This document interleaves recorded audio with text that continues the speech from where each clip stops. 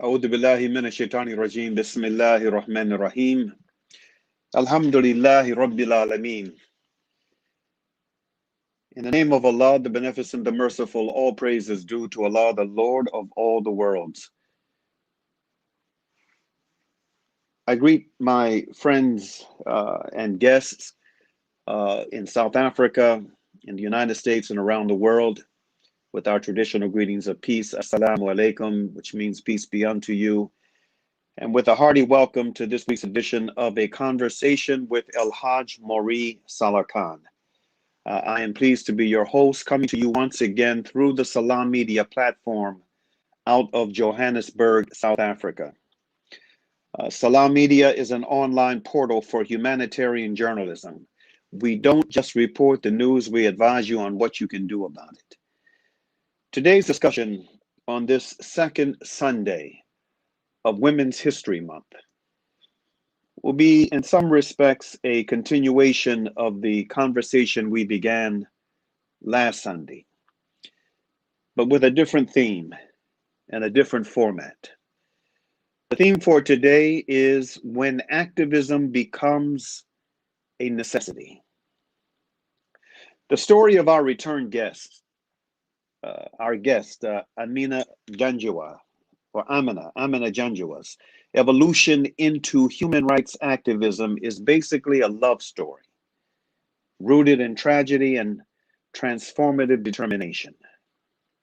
Sister Amina is a wife who found it impossible to live without her loving husband, a businessman and educator by the name of Masood Janjawa, after he was disappeared by criminals in their native land, Pakistan. Amina is a sterling reflection of the immortal words of the great African-American freedom fighter, Frederick Douglass, who said, "A man," and of course this equally applies to a woman, "is worked on by what he works on. He may carve out his circumstances, but his circumstances will carve him out as well." Sister Amina turned grief into power. She then used that power to spearhead a movement, not just for her husband, but for all of the disappeared of Pakistan. In addition to being a selfless human rights advocate, Sister Amina is an artist and a poet. It is my understanding that during the course of her work, she and her organization registered 2,700 cases, 749 of which made it into the Supreme Court of Pakistan by special permission of the judges. If I recall correctly, I was first introduced to Sister Amina and her movement through Dr. Fawzia Siddiqui in 2014 at a demonstration she led outside the Pakistan Supreme Court for the disappeared. As an advocate for the aggrieved, Amina often represents people with no resources in the courts and on the streets of Pakistan. Through tireless efforts, the movement she leads has been able to get an estimated 1,200 people traced and returned to their families. An estimated 1,300 people surrendered to internment centers. Her movement also became part of an international coalition of 16 Asian countries joined together to struggle for the aggrieved and deprived of Asia. With the help of generous people in the support group, her organization was able to rehabilitate 300 families who were devastated and deprived without their breadwinners. And with all of this, Amina Janjawa has now qualified to receive her LLB and formally become what we here in the West call a people's lawyer, helping the deprived free of cost. She has also written a book on the horrors of the so-called War on Terror. The book is titled Grief Untold. Needless to say, with all of this noble work under her belt, Amina Janjua has been the recipient of many awards over the years, the most important of which, no doubt, is the gratitude expressed by all those she has touched.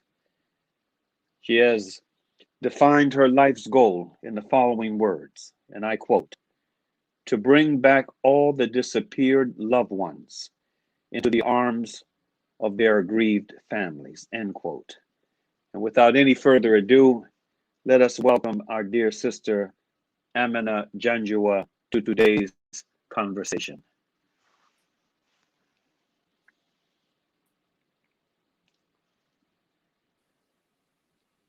Assalamu Assalamu alaikum. alaikum, my sister. It's good to have you back again. Now, Yeah, thank you so much. before we get into the meat and potatoes of this conversation, let me ask you if my recollection is correct. Did we first meet outside of the Pakistan Supreme Court in Islamabad in 2014 through Dr. Fauzia?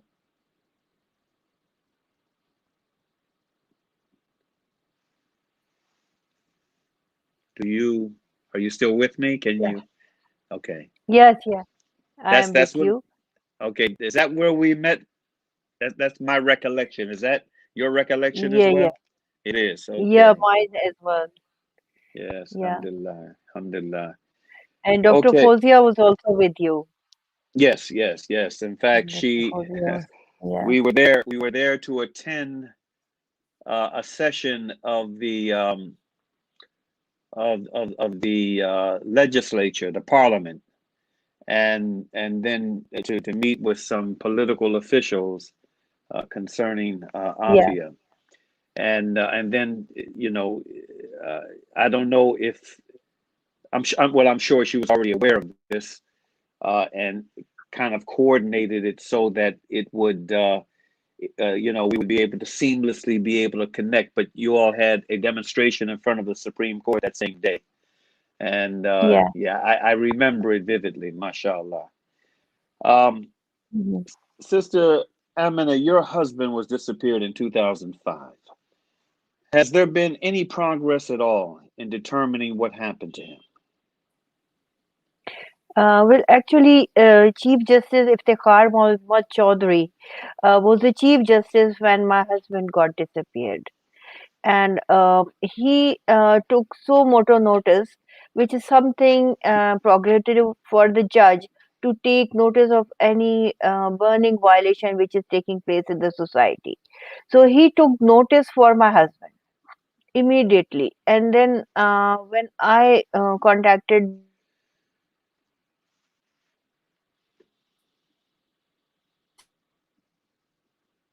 We got disconnected. Well, we're having some connection problems, Sister Amina.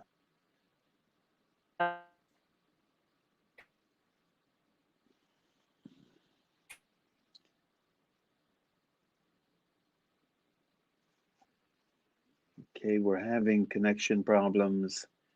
I can see you, but okay. Inshallah ta'ala, we're going to work on the connection issues that our sister is having. And meanwhile, you know, I want to say it was a real pleasure for me to have met this sister on my visit to Pakistan. Those 9 days I spent in the country. Looks like she's coming back now. Alhamdulillah. Okay, yeah, you were just getting into how Chowdhury. yeah. Okay, Iftikhar Mohammad Chaudhary was the judge, and he took so moto notice for my husband. And when my lawyer started to plead, judge said that you don't need a lawyer in this case because he was disappeared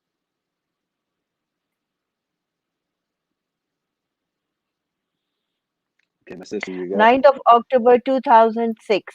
Hmm. And since that time, I was pleading the cases of the disappeared along with my husband and many others for which I filed cases later on. and it was a special permission of the judges that I was allowed to plead, although at that time I was not a lawyer, not a qualified lawyer, but Hmm. just on the basis of having a connection of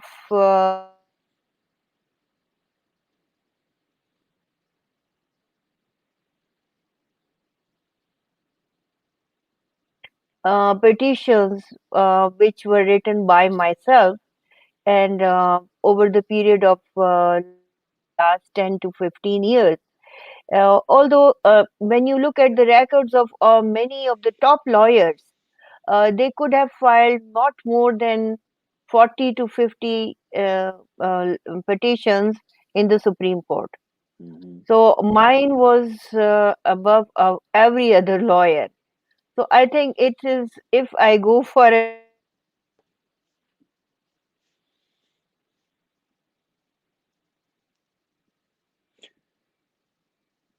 And to our, yeah, for me that is not so important.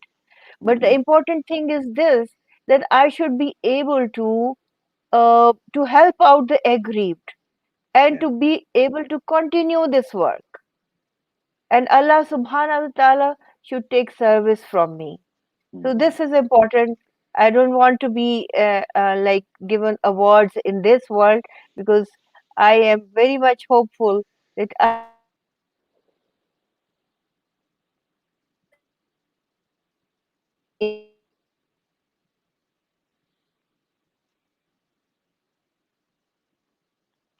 And we apologize for the interruptions, but our sister is speaking to us from Pakistan, and and so we're going to experience these kinds of interruptions from time to time, unfortunately. Um,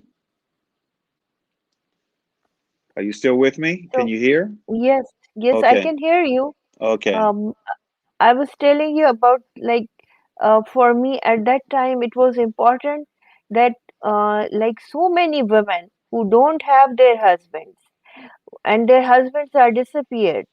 So I Hmm. am able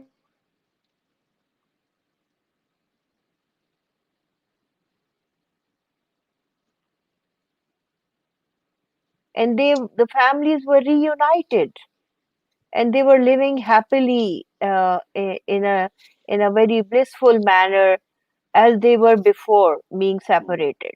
Hmm. What made you Yeah. decide to launch a campaign not only for your husband, but for all of the disappeared of Pakistan? And were you ever afraid of what the consequence of launching such a campaign might be?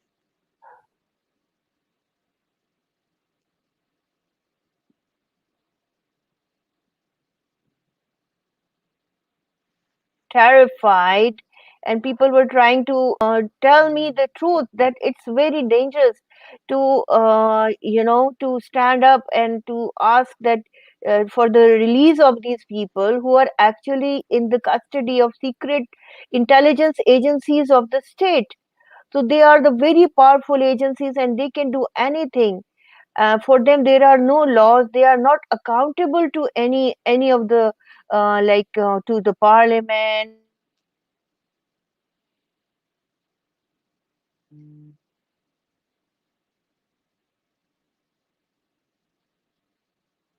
that it's very dangerous for you being a woman, a single-handed you are leading, spearheading so many families. And one day when it was the Eid ul Fitr was very near, so I, along with 100 families of the disappeared, started to march towards the GHQ, which is the general headquarters. And that was the point, because I was not afraid. I was simply asking to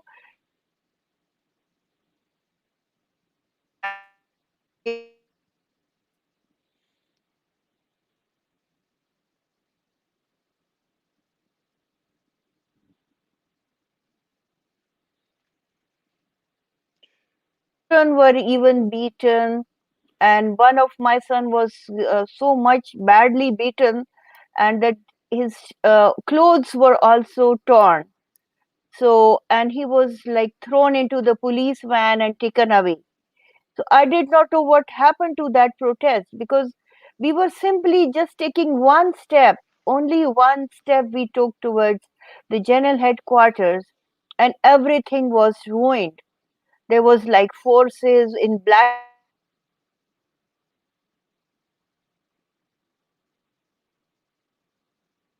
shouting at us, children were separated from me.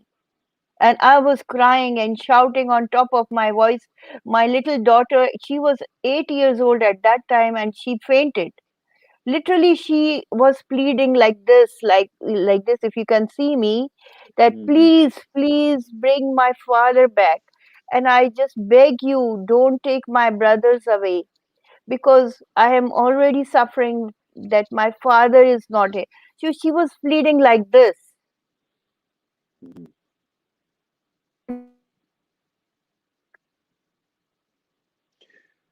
Sister Amina, uh, one of the members of Salah Media suggested that it might be better if we conducted the interview by phone. That the connection might you might be able to speak more effectively without any interruptions if we do it by phone. So, uh, can we try that? Can brother Yeah, sure. We brother can Saad? try that.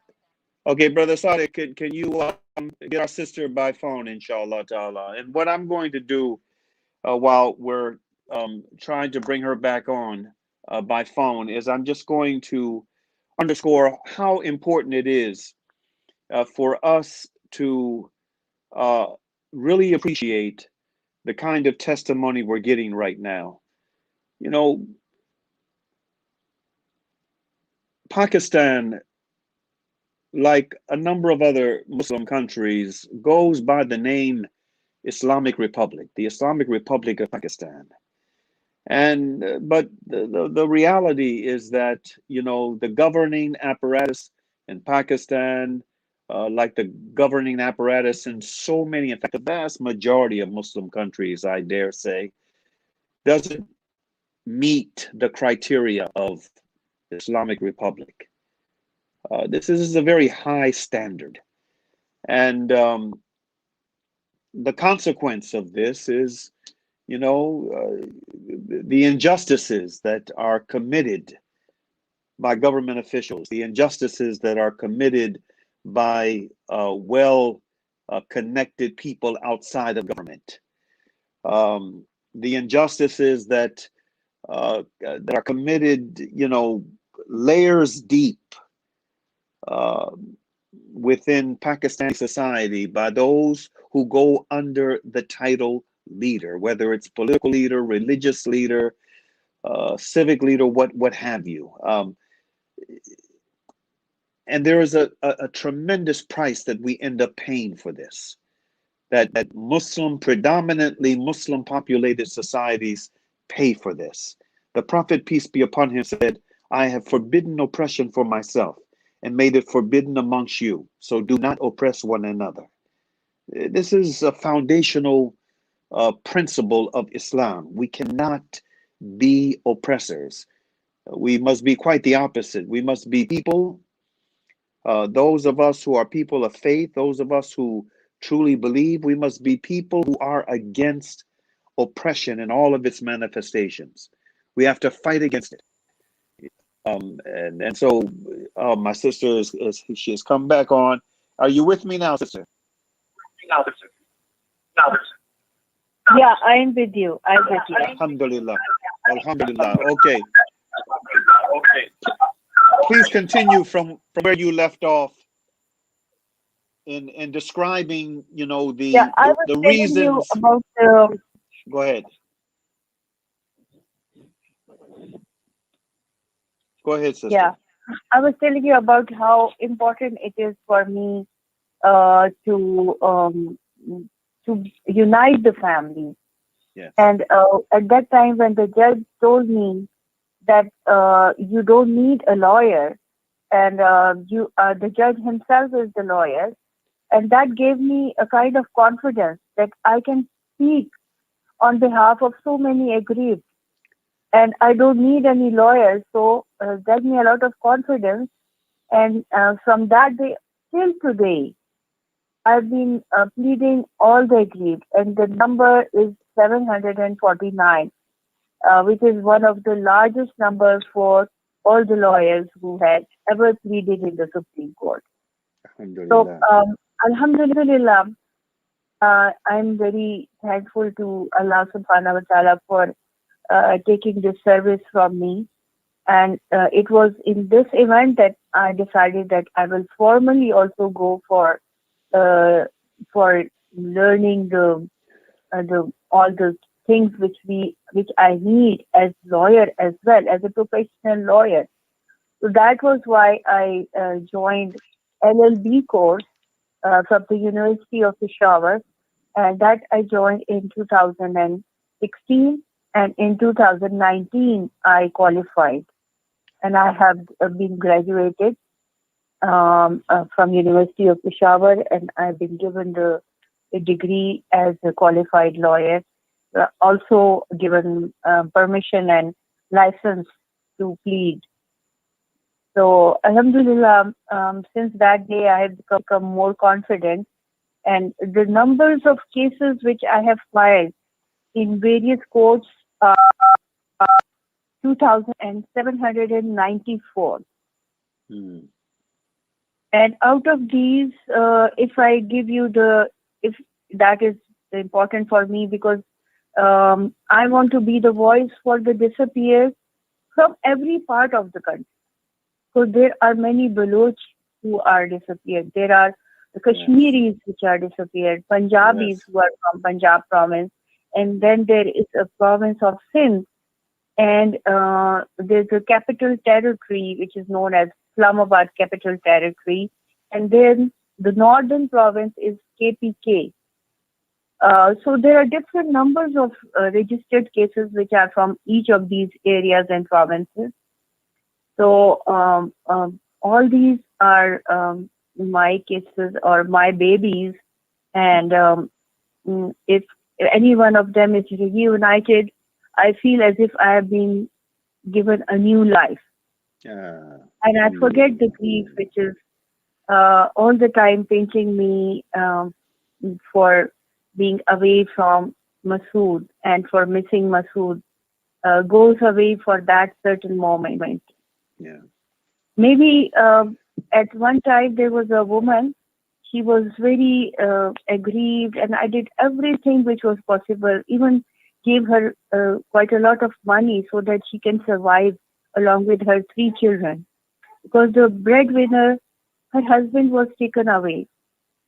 So when she became very comfortable and relaxed, and then she said she looked at the picture which was on the wall, on my office wall. There's a picture of me and my husband, and we are boating in a lake. It's a very beautiful place in Skardu. And this is a resort where we have a very huge lake, and it's surrounded by huts. So we were living there at that time, and we were on vacations. And then we were rowing a boat, and in which I told my husband that I told her, Masood, that I'm going to row it. So I was actually rowing the boat, and he's sitting at the back. So sometimes I think it is very symbolic that he is now in my life. I'm rowing the boat, and he's just sitting at the back and doing nothing. I mean, he's enjoying the ride. I hope so. If he's in a comfortable environment wherever he is, but my prayers are with him, and I'm very confident that whatever is happening, no one can harm him Hmm. because he's my love, and Hmm. I'm praying for him day and night. My Hmm. children are praying for him, but I really don't know for how long I'll have to row the boat. Yeah. I wish he could come back sooner than ever and take over. Now he should row the boat, and I should sit at the back and enjoy the ride. Indeed. So See? that woman I was telling you about, she saw that picture Hmm. and she asked me, "Who is this man?" And I said, "He's my husband." And she asked me, "Where is he?" I said, "He's also disappeared." And she burst into tears and started crying that, "Oh," she calls me Baji. Baji is the word for elder sister. Hmm. She said, "Baji, you never told me that your husband is also disappeared, and you are working for so many of us who have lost their husbands like this." So then she started thinking something, and I asked her, What are you thinking about?" She said that, "Well, I now understand why this has happened to you, because Allah Ta'ala wants you to help the poor people, the aggrieved, oppressed, who don't have a voice, who don't have education, who don't have that kind of passion to help even themselves. That is why your husband was disappeared, so that you can be aware of this grief and you can help reach out to those people." So that was like very philosophical of her. Although she Hmm. was a very uneducated and simple woman, very, very simple housewife, a Hmm. mother of three small children. But that really gave me a lot of encouragement. Yeah, And also that how Allah Ta'ala wishes things to happen. It's not in our control. Each one of us uh, has a different trial in this world. that's right. If I start comparing myself with other women, that so many other women have their husbands with them. So why me? Why I was left alone? Why my husband? I am just dreaming about him to be living with him. Why? Why can't I live with him? Why can't why can't I be united with him? Hmm. But no, that woman's talk, which was so philosophical, gave me this that it's Allah's choice. Yes. It is what the fate is written by Allah subhanahu wa ta'ala, and He can write whatever He wishes. And whatever He wishes is actually the best thing for us. And it's Absolutely. in our best interest to accept it as it is. Since that day, I have accepted my fate. Hmm. I really wish and pray for him to come back a- any day. But even if he doesn't, I will go on. I will go on like this, and I will going to help the aggrieved people all my life. And this is the happiness He has given for me. Yeah. This is the kind of reward Allah Subhanahu wa Taala has given for me. When people come back, when families are united, when they become so happy, and they give prayers to me, that is my reward in this world and in the other world as well. Sister And Amina, I dedicate Sister, it to the food. yeah, Sister Amina, have you ever wondered? Have you ever wondered? Why? What are some of the reasons for the disappearances in Pakistan? And how do you think this crisis will ultimately be solved? As someone who has been in the midst of it, how do you think it's going to be solved?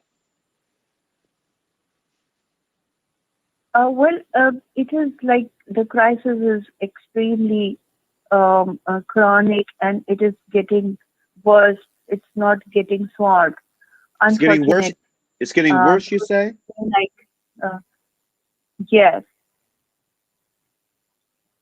because it started with my husband, and even before that, since 9/11, it started. It's been Yeah. like 20 years plus, and because at that time, President Musharraf was ruling the country, and when there was an attack by American forces and NATO forces, which were actually almost a joint force by 40 leading countries of the world, and they reunited, and then they decided to bomb over Afghanistan, and to just for asking for Osama bin Laden. And at that time, the caliphate in Afghanistan, they simply denied. They said, we don't give our guests away. We don't hand over our guests. So after their denial, George Bush, who was the president in USA, he called our president, Pervez Musharraf, and asked him, either you are with us or you are against us. So that was the exact word, which meant that either you are with us in this war on terror, and if you are against us, then we are going to make you go into the Stone Age, which means that we are also going to bomb you just as we are going to bomb Afghanistan. At that time, our General Musharraf, who was also the president, was a very weak person, and he just gave up and never thought of any second thought of any other strategy or any other way he can help the nation out. He could have called China. He could have collaborated with a lot of other Muslim countries. He could have done many other things, but no, he just gave up, and he was a partner in this war on terror.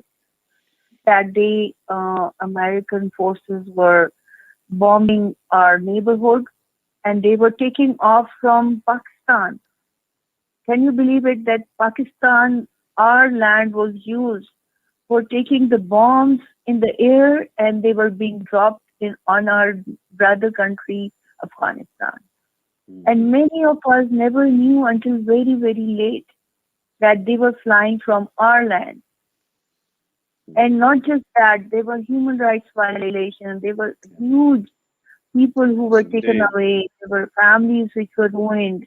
And they were transported to Guantanamo. They were transported to Bagram Air Base, which has a prison in Afghanistan, Kabul. And from there, they were taken to Guantanamo, which is an island in Cuba. And in the worst manners, these people were suspects. They were called suspects. They were called militant combatants, and there were various names for them. They were called terrorists, so on. And they were brutally tortured, waterboarding, and different kind of positions which are very difficult for the people to sit. And in the clumsy positions, they were asked to sit, and there was dishonor in front of their eyes, dishonoring Quran Sharif, and our holy book, and all those things for which are dear to Muslims, like taking the clothes away. It's a big torture for Muslims, because Muslims don't feel comfortable when their clothes are taken away or they are asked to stay naked. So these were the kinds of things, these are the kinds of tortures they had to go through. And it was happening somewhere in Pakistan as well. Similar kind of torture, similar kind of things were happening. But the intelligence agencies were actually working on behest of USA. And they were working on behest of the NATO forces. That's right. And that was so unfortunate that our own agencies, our own army, our own forces were made up to attack and to arrest and to torture and to disappear their own citizens. Indeed, my sister. Tell me this. Do you remember when you became aware of Dr. Afia Siddiqui's plight? And how did that affect you when you became aware of it? Yeah, it was when I was pleading in the Supreme Court, and suddenly somebody told me about that you are pleading these cases, but also do you know there is a woman as well? And I was really shocked. And I said, a woman? Yes, a woman. She's known as prisoner 650, and she's in Bagram, and she was disappeared in 2003.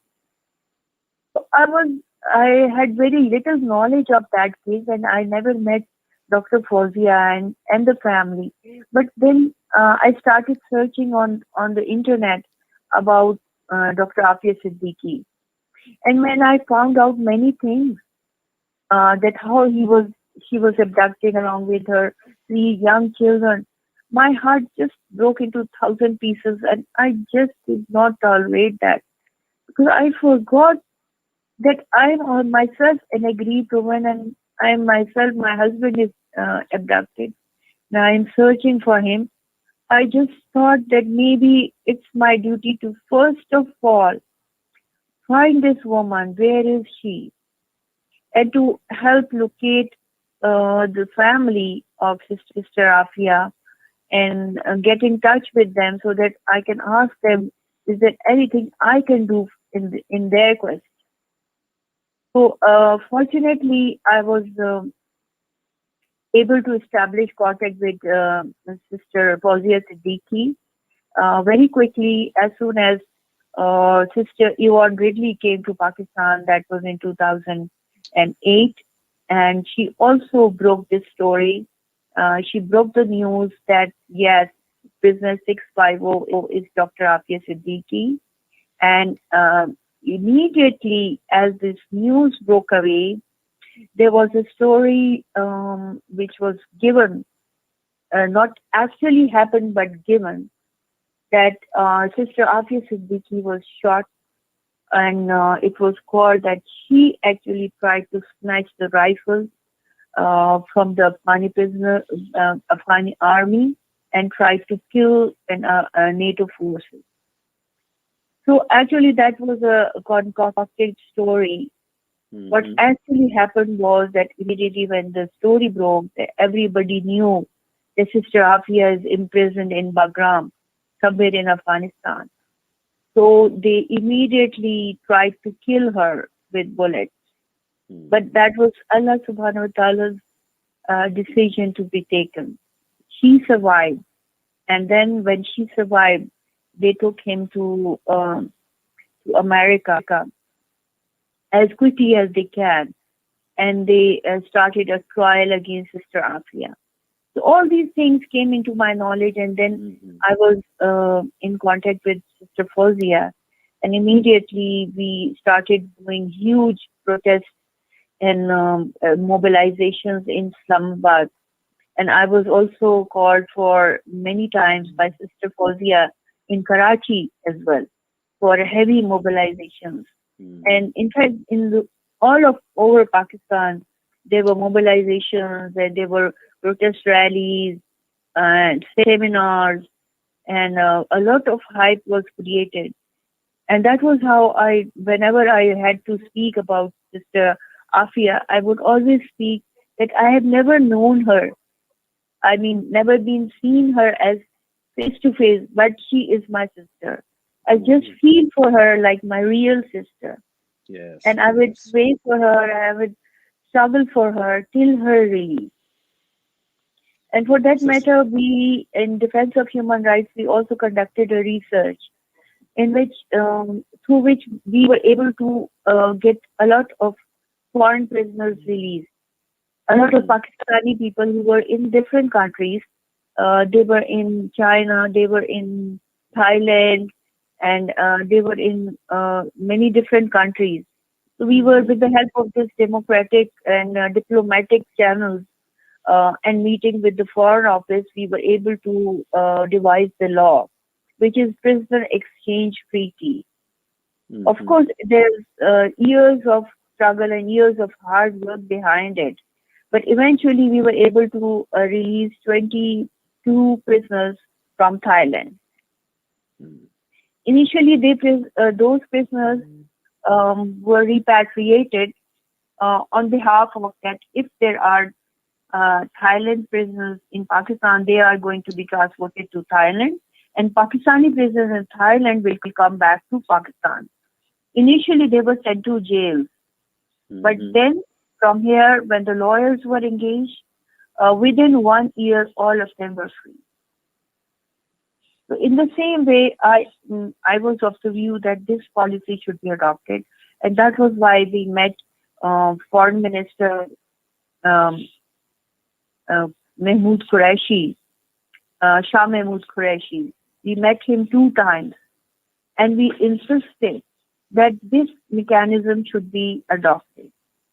A prisoner exchange treaty should be formed, and through that mechanism, Sister Afia should be repatriated to Pakistan. But Sister what I Amina, felt over there was as if I was just speaking to the wall. mm-hmm. Sister Amina, we unfortunately have come to the to the end of the amount of time we have for this interview. I so regret it because there's so much more that I'd like to talk with you about. Um, I'd like for you to just, Yeah, sure. if you could, just take 1 minute, please, to what would your message be to Muslims in Okay. America? What would your message be to Muslims in America or for Pakistani Americans of all creeds? To Muslims in America or Pakistani Americans of all creeds? In a minute, what would you like to say to your brothers and sisters, your brethren in humanity here in America concerning this challenging issue? Yeah, thank you, Brother Mauri. Indeed, I'm honored to be on Salah Media, and through which I am able to speak to the brothers and sisters in America, and all the Muslim brothers and all the non-Muslim brothers. You are brothers and sisters in humanity, I would say. Whether you are Pakistani, whether you are from USA, whether you are um, from any of the religion living in USA, I see that if you believe in justice, I see that if you believe in humanity, if you believe in the righteousness of things, you would always side with the people who are disappeared, and you will always voice for them, for their release, and for being them to be traced. Like you can go through my story and you can see where did Masood was wrong, where was I wrong. I never took law in my hand. I whatever my struggle is about, it's about the Constitution of Pakistan. It's in accordance with law. So what we are pleading is, although we might be like so desperate, feel like killing ourselves, but we will never do that. So we are heading with a burdened heart, with broken heart, but we are heading forward, hoping for a reward from Allah subhanahu wa ta'ala, and also trying to do good for all sisters and brothers who are in grief. So in this quest for justice, in this quest for tracing the loved ones which are disappeared, and to ending their torture, please help us. Please help Defense of Human Rights, which is my organization. We are weak, but only we have the strength which Allah subhanahu wa ta'ala has given us. We don't have resources, but only the power is with passion which we have in our hearts. The energy is not with us, but we have energy in our tears, which we have converted into our energy to go on and never to stop, and to keep on hoping no matter what, no matter how much time is gone. 15, 16 years is half of my age, but even then I hope that Masood is alive. Even then I hope that he's going to come back someday. So help us through social media, help us voice our stories.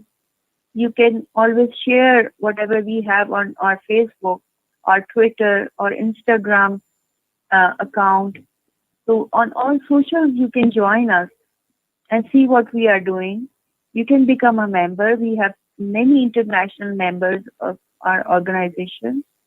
And we can also take you on Zoom meetings if you want to say something or you want to join in our conference. You will be more than welcome.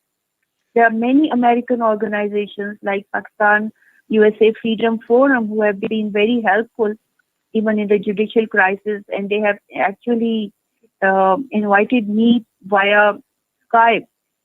And I was speaking to almost, I don't remember exactly, but they were like 200-300 people. And I was relating the story of how it happened and all that. So it Okay. was Okay. very good feeling that I could talk to American people, and they were those who believed in justice, Mhm. and they were disturbed by the Pakistani justice system was upside down, and there were 60 judges who were house arrested in 2007. So Okay. Okay. I really thank all of you because they have been with us. All the American people have been with us in this struggle for justice. Okay, Sister Amina, is there an email or a website that people can connect with you through? Either an email address or a website. We have a website. It's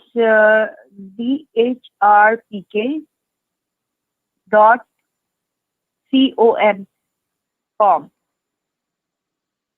Okay, inshallah ta'ala, we will post that along with the video, and I can assure you that there will be many folk uh, in different parts of the world, but And you especially can, if you get connected to website, you can also get the contact details and emails and everything. You are going to get everything once okay. you are connected to this website. Okay, we'll make sure that that link goes out, inshallah ta'ala. And I want to thank you, Sister Amina, for joining us for this conversation. And inshallah ta'ala, we're going to reach out to you again in the future. May Allah ta'ala continue to bless you in the work that you've been doing, and fortify you, and place it as something of tremendous value on your scale on the day when you, like the rest of us, have to meet your Lord. Thank you very much, Sister Amina. Assalamu alaikum. So, Jazakallah khair. Wa alaikum assalam. Jazakallah khair. Ameen. Ameen. Okay, brothers and sisters, friends, we want to share an article very quickly, inshallah ta'ala, before we end this broadcast. We have an article that I want to share over the next few minutes, and then a very short video that we want to cap off this today's broadcast with. The article is titled Faces of Faith, a legal activist working for justice. Now, this article is about the other extraordinary sister that we had with us last Sunday, an attorney by the name of Kathy Manley. This article is from 2017. It was published in Times Union. This is, I believe, the major newspaper in the Albany, New York area. The author of the interview was Paul Bukowski. Again, the title is Faces of Faith, a legal activist working for justice, about my good friend Kathy Manley. Background: she was born in Schenectady, New York, grew up in Guilderland, and graduated from the University of Albany with a degree in math. She's a lawyer in Albany and lives in Grafton with her then 14-year-old son, Gabriel. Gabriel is about 20 now. Question: majoring in math is not the usual path toward your profession. Her response: my father and his father were lawyers, but I always thought I didn't want to do that. I was interested in space exploration and studied physics at RPI. It was the 1980s, and I got active in Central America solidarity work. I became more interested in activism and less in school, and left in my senior year. I changed my major to math and transferred to SUNY, Albany. When I got my degree in 1988, I was in jail, having been arrested at Senator D'Amato's office at the federal building in Albany. He had said he would vote against aid to the Contras, but voted for it. It was a small protest, just 3 of us, organized by Donna DeMaria. Another time in 1986, I spent 30 days in the Albany County Jail for an anti-Contra protest. Seeing who else was there taught me about the unfairness of the criminal justice system. I eventually thought being a lawyer might make sense for me after all. And let me say here parenthetically, for those who are not familiar with Central American history, the Contras were basically a terrorist organization, militia, that was favored by the United States government. And then, at the height of it was the Reagan administration, financed by the U.S. government, and committed all kinds of bloody havoc in Nicaragua. And subhanAllah, that's who the Contras were. So continuing with the article, she says she taught for several years at the Albany Free School, where her daughter Diana, who's now 23, well, actually now she's about 26 or 27, went for her whole school career. She said, before I took that step and went to law school. I was at Albany Law in 1996 through 97. Then, instead of school, I became a lawyer through a clerkship for 3 years with Terry Kinlan and Laurie Shanks as supervising attorneys at their firm, and was admitted to the bar in 2001. I stayed on at the firm doing criminal defense, mainly appeals. I was out of activism for a while until I got involved with the case of Yassin Arif and Mohammed Hussein, who were arrested in 2004 in an unfair sting operation where they didn't even realize anything they were doing could be considered illegal. The judge was given a lot of false classified evidence, and based on that, he told the jury that there were good reasons for targeting Yassin. This, along with the post-9/11 climate of fear of Muslims, made the jurors afraid to fully acquit the men. Yassin was acquitted in 2006 of most of the counts, despite the lack of evidence. They were both sentenced to 15 years in 2007. In 2011, we learned they were saying Yassin was an Al-Qaeda member named Mohammed Yassin, who was killed in 2010. Yassin's sentence is up in October of 2018. I'm happy to be able to announce the fact that both Yassin and Mohammed have been released, and Yassin was deported back to his native land, Kurdish part of Iraq, and Mohammed Hussein is with his family back in Albany, as far as I know. Next question. You're one of the leaders of Project Salam. Her response: it is a group that grew out of the Muslim Solidarity Committee and advocacy for Yassin and Mohammed, as we realize other cases were also unjust. We've seen how the government goes after Muslim men in sting operations, setting up vulnerable people to say bad things on tape. We wanted to work with others on their cases. What happened in our community was different than in some others, where the people turned against the defendants. Here, Yassin and Mohammed were well respected. People felt if the government could go after Yassin, it could go after anybody. Non-Muslims got involved. Project Salam got started in 2008 with the work of Gene Finley, Steve Downs, and Lynn Jackson, 3 other good friends. We're part of the National Coalition to Protect Civil Freedoms, aka the Coalition for Civil Freedoms, and we advocate against preemptive prosecution. Our latest thing is a podcast called Terror Talk. We put up the first episode, which is about the beginning of the Albany case, at terrortalk.org. Terrortalk.org. Question: you're now working on another case with global reach. Response: in 2015, a colleague and I were invited to Pakistan to see if we could help a Muslim prisoner, Afia Siddiqui, a brilliant woman who has a PhD in neuroscience from Brandeis and is serving an unfair 86-year federal sentence in Texas. She was abducted with her 3 children off the streets of Karachi in 2003 by Pakistani authorities in collusion with the United States, which suspected her of ties to terrorists. Suspected her.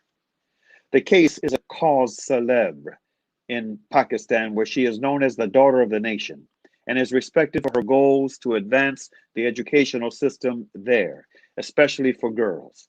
We met her sister and mother in Karachi and also met with government officials to try to get her sent back to Pakistan in a prisoner transfer.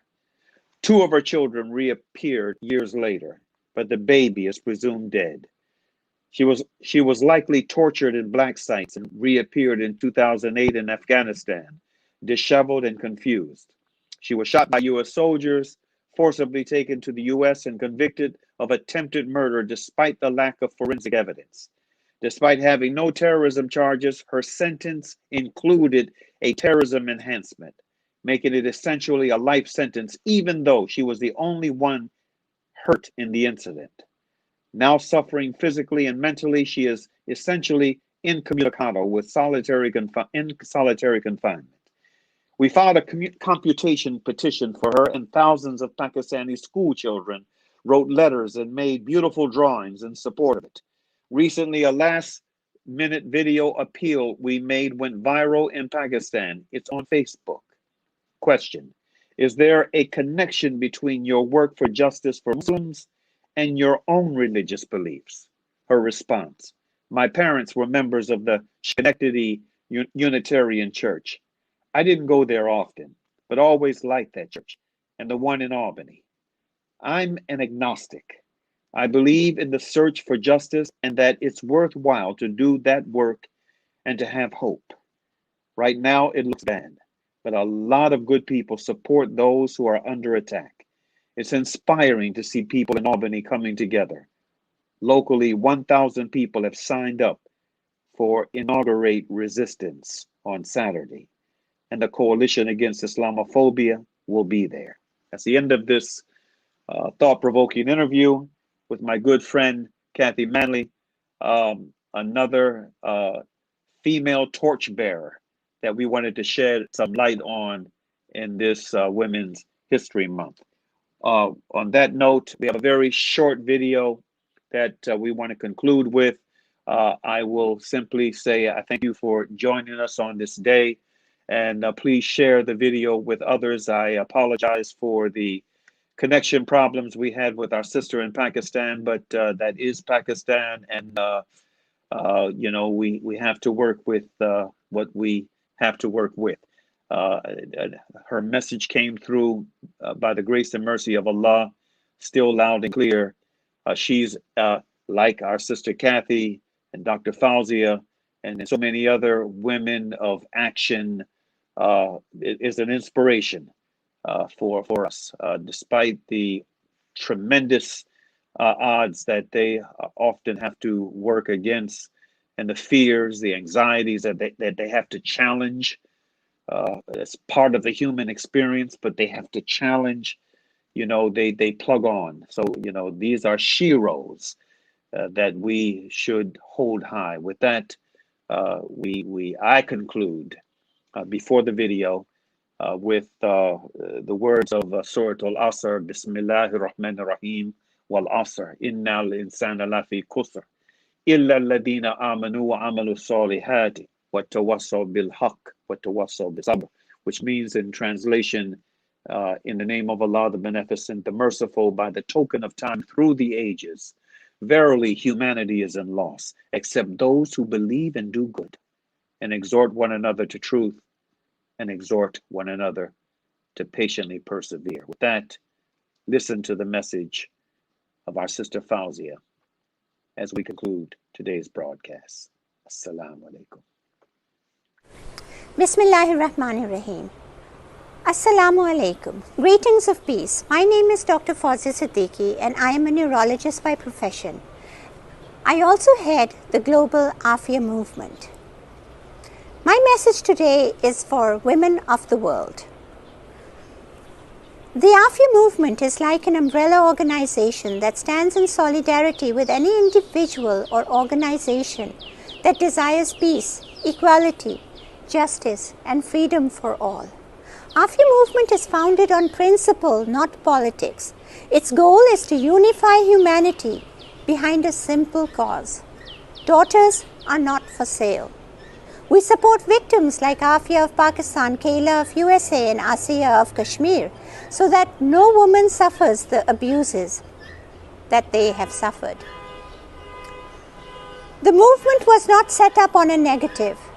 We are not driven by opposition against anyone, but rather by positive principles to support and encourage improvements in women's rights and indeed all human rights.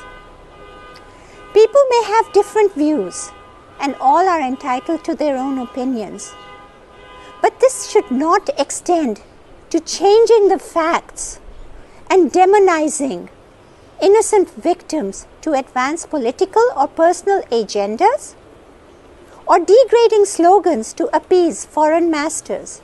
I believe that as women, we need to come together and unite for issues that matter the most. Conflicts amongst ourselves will only create friction and misery. It will dilute any meaningful effort that we do. We need to stand together for all women who have been abducted, separated from their children, and subjected to unwilling detention. For this is the worst form of human coercion that you can imagine. On one extreme, there are women who have been tortured, raped, and humiliated as a matter of policy, like Afia and Kashmir. On the other are those who silently endure physical and psychological trauma at the hands of their own families. We need to support the women who have been victimized because of the color of their skin, the God they wish or wish not to worship, the community they belong to, or because of the clothes they wear or don't wear. We need to rise for women forced to marry against their choice and made to marry the Quran.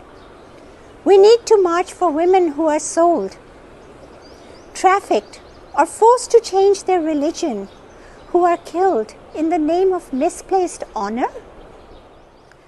We need to march for women who are stigmatized for being divorced or widowed, regardless of who she is and what she did.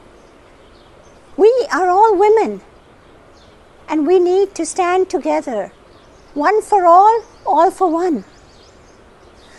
These are the most urgent issues that we at AFIA movement believe, that these are not just local to Pakistan, but have become a global pandemic of abuse. This affects each and every one of us deeply to the core. This is the pandemic we need to be protected from as women. Please join us in solidarity this Women's Day, and let us unite for ourselves, for women, for womanhood. If only we open our eyes, unlock our minds, and remove our biases, and let us just be women of the world. Thank you.